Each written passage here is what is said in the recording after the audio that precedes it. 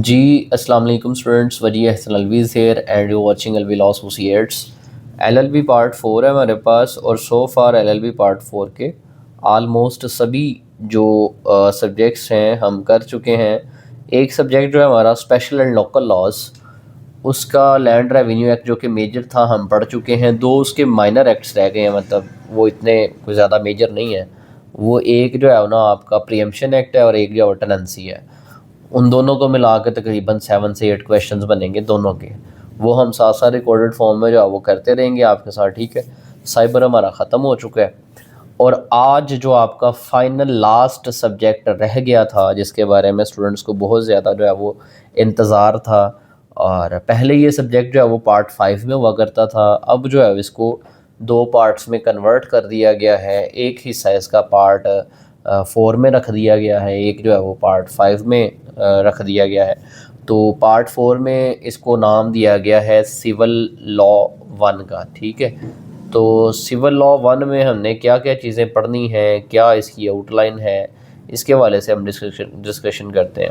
अच्छा, इसमें ना दो चीज़ें हैं। एक आपका सिविल लॉ है, और सिविल लॉ को जब भी आप पढ़ेंगे आपने विद लिमिटेशन एक्ट पढ़ना है, ठीक है।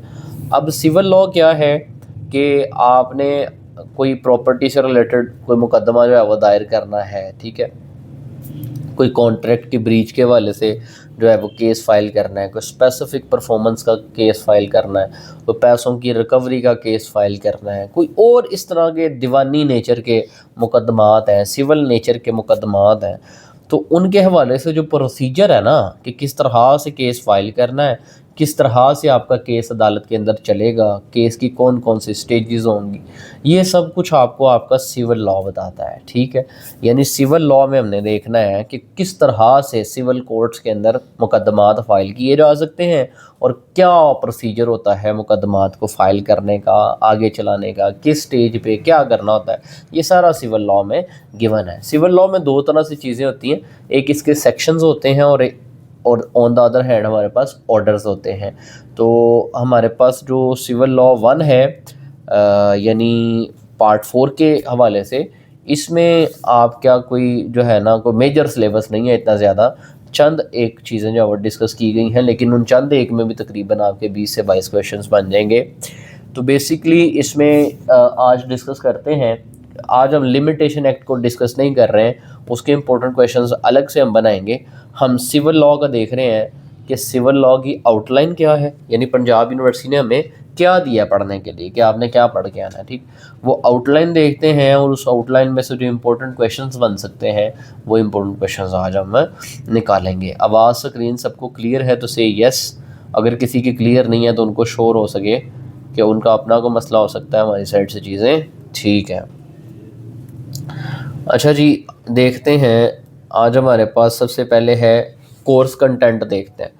तो कोर्स कंटेंट में सबसे पहले जो चीज़ है वो है सूट्स इन जनरल, ठीक है। सूट्स इन जनरल में आपकी सीपीसी के जो सेक्शंस उन्होंने डिस्कस किए हैं वो आपका जो है वो सेक्शन 9 है, सेक्शन 10 है, 11, 12, 13, 14। सेक्शन 11 कहता है courts to try all suits unless barred. यहाँ पे मैं एक्सप्लेन नहीं करूँगा, एक्सप्लेन करने लग जाऊँगा तो इस पर 10 मिनट लग जाएंगे, ठीक। सिर्फ आप आउटलाइन देखते जाएं, फिर डिटेल में क्वेश्चंस आपको बताता हूँ कि क्वेश्चंस किस किस तरह से बनेंगे, और देन इंशाल्लाह हम उनको सीक्वेंस वाइज डिस्कस करेंगे। Then a stay of suit, मतलब किस सूरत में जो है वो आपका जो सूट है नए सिरे से दायर नहीं हो सकता, या सूट जो है वो उसको स्टे कर दिया जाएगा। देन रेस जुडिकाटा, अब ये एक होता है रेस सब जुडिस और एक होता है रेस जुडिकाटा। ये जो सेक्शन 10 है इसमें रेस सब जुडिस है और सेक्शन 11 में रेस जुडिकाटा है। ये दोनों प्रिंसिपल्स क्या हैं इनके बारे में पढ़ेंगे। बार टू फर्दर सूट का मतलब है कि जहाँ पे आप फर्दर को सूट फाइल नहीं कर सकते, फिर क्या करेंगे देखेंगे सेक्शन 10 में, ठीक है। सेक्शन 13 और 14 जो है वो फॉरेन जजमेंट के वाले से हैं, ठीक है। ये हमारा जो है वो पहला पोर्शन रहेगा। देन जो सेकंड पोर्शन है वो है प्लेस ऑफ सुइंग, मतलब अगर आपने किसी के ख़िलाफ़ को केस फाइल करना है तो आप किस जगह पे करेंगे, उसके हवाले से डिफरेंट चीज़ें देखी जाती हैं। लाइक टेरिटोरियल जुरिसडिक्शन अदालत की देखी जाती है कि अदालत को उस इलाके का जो मुकदमा है उसको सुनने का इख्तियार है या नहीं है। फिर पिकुनरी जुरिसडिक्शन देखी जाती है कि अदालत इतनी मालियत का केस सुन सकती है या नहीं सुन सकती है। फिर पर्सनल जुरिसडिक्शन देखी जाती है अदालत की। फिर सब्जेक्ट मैटर जुरिसडिक्शन मतलब जिस इशू से रिलेटेड आपका केस है उस इशू को अदालत सुन सकती है नहीं सुन सकती है। ये डिफरेंट तरह की जुरिसडिक्शंस होती हैं किसी भी अदालत की, इनके बारे में इन डिटेल देखेंगे। जो नंबर थर्ड पे चीज़ है that is related to transfer of suits, कि एक अदालत में आपका केस जो है वो पेंडिंग है तो उसको आप किस तरह से किसी दूसरी अदालत में ट्रांसफ़र करवा सकते हैं, इसके हवाले से देखेंगे। देन नंबर 4 पे है इंस्टीट्यूशन ऑफ सूट, मतलब केस आपने तैयार कर लिया है, अब उसको दायर कैसे करना है, इंस्टीट्यूट कैसे करना है, कहाँ पर जाके केस दाखिल करना है, ठीक है, क्या तरीक़ाकार होगा। और साथ ही इसके होगा समन्स एंड डिस्कवरी, मतलब इसमें होगा कि जो पार्टीज़ हैं दूसरी आपकी डिफेंडेंट साइड है उसको आपने किस तरह समन करना है, किस तरह से अदालत में बुलाना है, वो तरीक़ाकार सारा पढ़ेंगे। Law relating to interest, interest से क्या मुराद है और सीपीसी में इंटरेस्ट के वाले से जो लॉ है वो क्या है एटसेट्रा, उसके बारे में देखेंगे। देन है कोस्ट, कोस्ट क्या होता है कि मैंने जो दावा दायर किया ना इस पे मेरा जितना भी खर्चा आया है दूसरी पार्टी से लेके मुझे दिया जाए। वजह क्या है, क्योंकि दूसरी पार्टी ने मेरे ख़िलाफ़ जो है ना कोई जानबूझ के कार्रवाई की है, ठीक है, बनता नहीं था और उसकी वजह से मुझे जो है ना इस केस पे ख़र्चा करना पड़ गया, तो मुझे कॉस्ट लेके चीज़ है। तो इसके हवाले से क्या है वो भी इन डिटेल डिस्कस करेंगे। चैप्टर नंबर 7 जो है सेक्शन 7 जो है वो जजमेंट एंड डिग्री से रिलेटेड है कि जजमेंट पास हो जाएगी अदालत की, फिर डिग्री कैसे पास होगी, किस तरह से उसको एग्जीक्यूट करवाया जाएगा। जो एक होता है कि केस फाइल करना और अदालत से डिग्री ले लेना, अब जो डिग्री आती है उसको आगे एग्जीक्यूट कराना होता है, उस पर अमल दरामद कराना होता है। तो अमल दरामद किस अदालत से होगा, उस अदालत की क्या पावर्स होंगी, क्या क्या वो अदालत कर सकती है, ये सारी चीज़ें इसमें देखेंगे।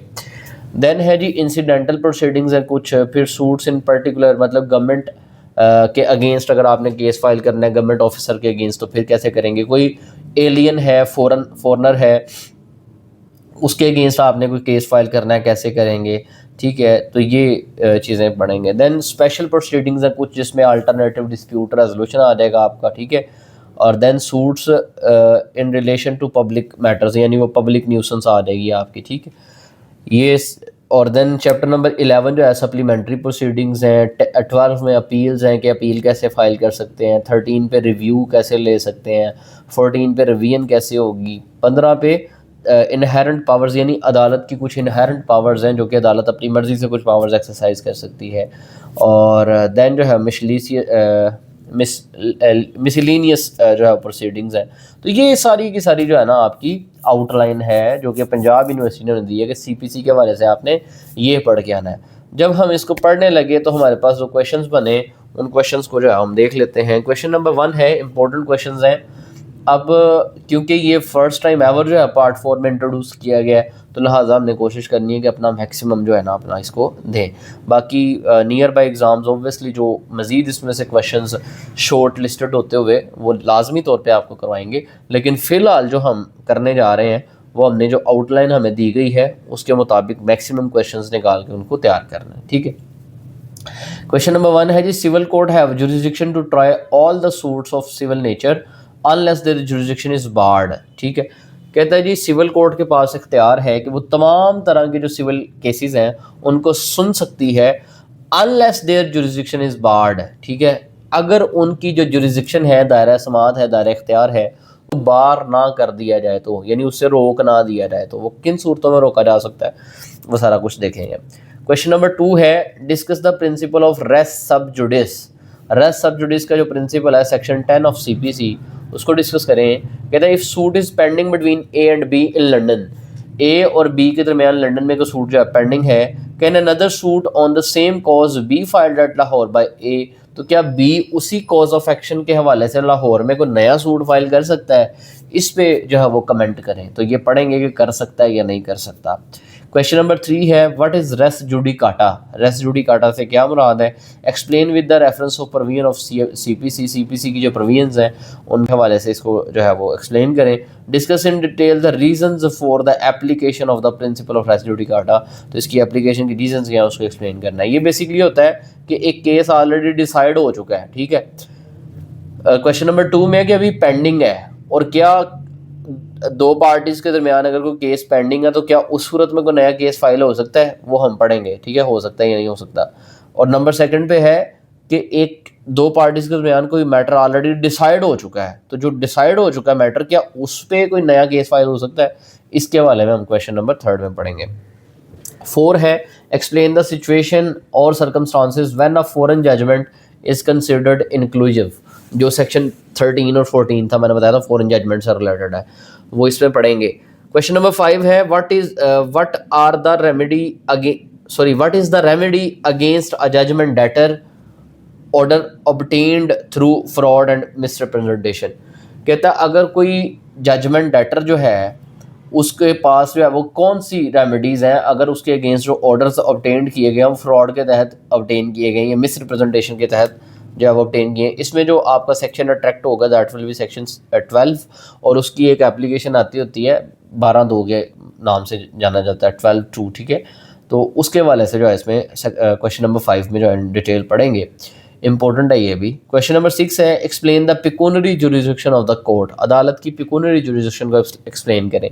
पहले मैंने बताया कि जजेस के ना ग्रेड्स होते हैं, सिविल जज दर्जा सोम, सिविल जज दर्जा दोम, सिविल जज दर्जा अव्वल।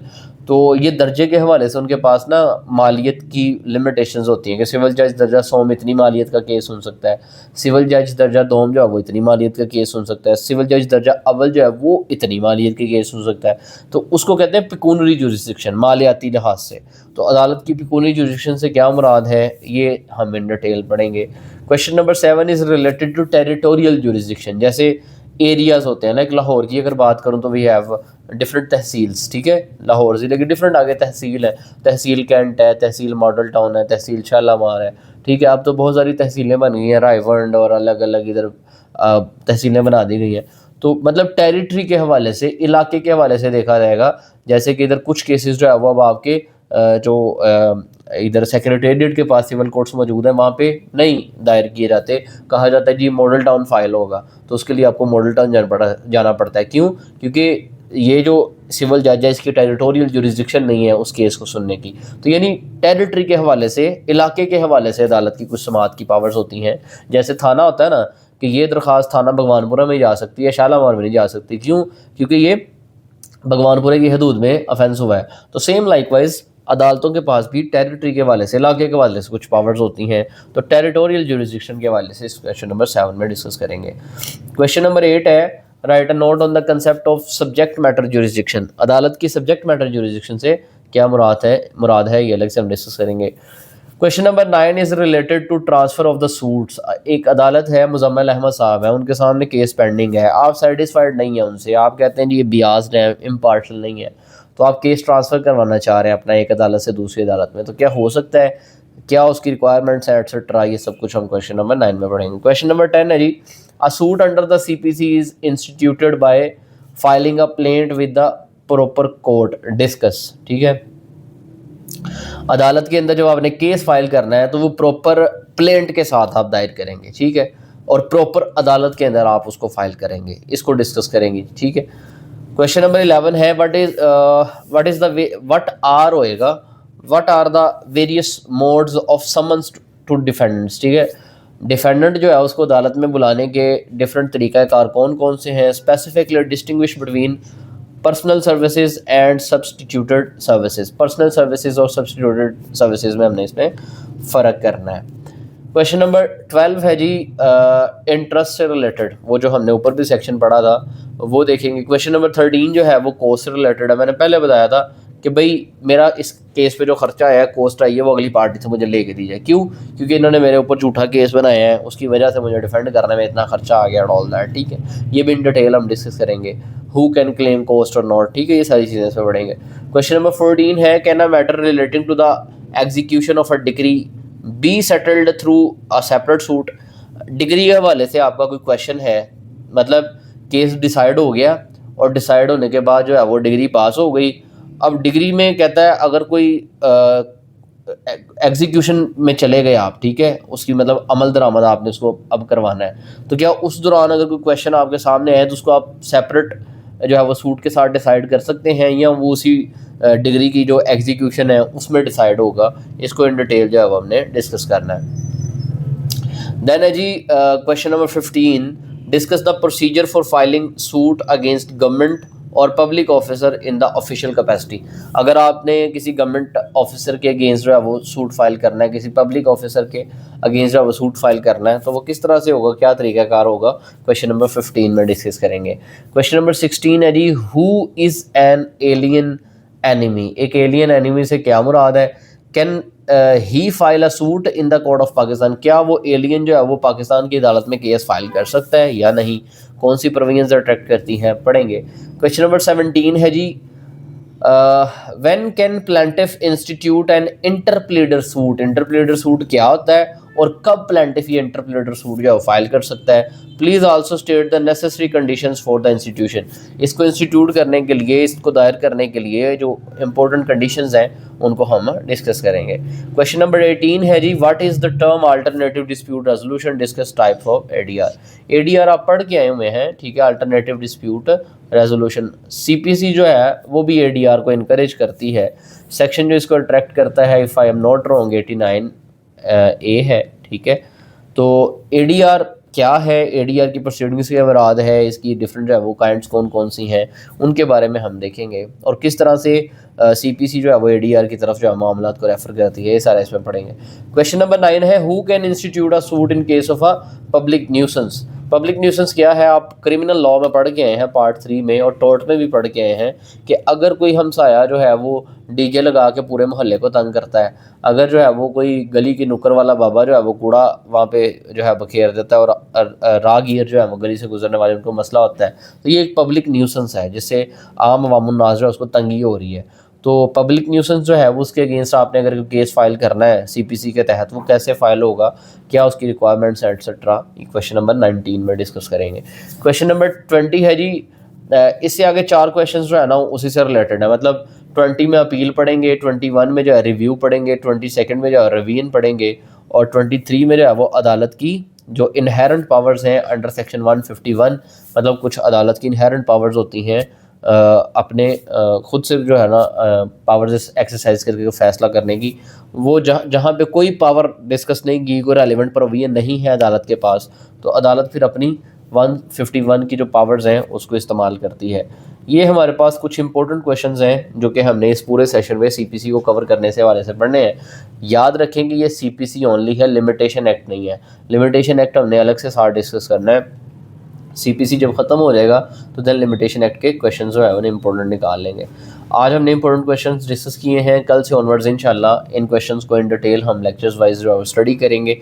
सोफा यही था, मिलते हैं इंशाल्लाह अपने नेक्स्ट लेक्चर में, तब तक के लिए अल्लाह हाफिज़, थैंक यू। और ये जो आपके 2 एक्ट्स रहते हैं स्पेशल एंड लोकल लॉ के, जिसमें प्रीएम्पशन एक्ट और टेनेंसी है, उन दोनों का भी आज रिकॉर्डेड लेक्चर एप्लीकेशन पे आपको जो है वो मिल जाएगा, रिकॉर्डेड इंपॉर्टेंट क्वेश्चंस के हवाले से, और कल से उनका भी जो है हम क्वेश्चन वाइज शुरू करेंगे। सोफा यही है, मिलते हैं इंशाल्लाह नेक्स्ट लेक्चर में, तब तक के लिए अल्लाह हाफिज़, थैंक यू।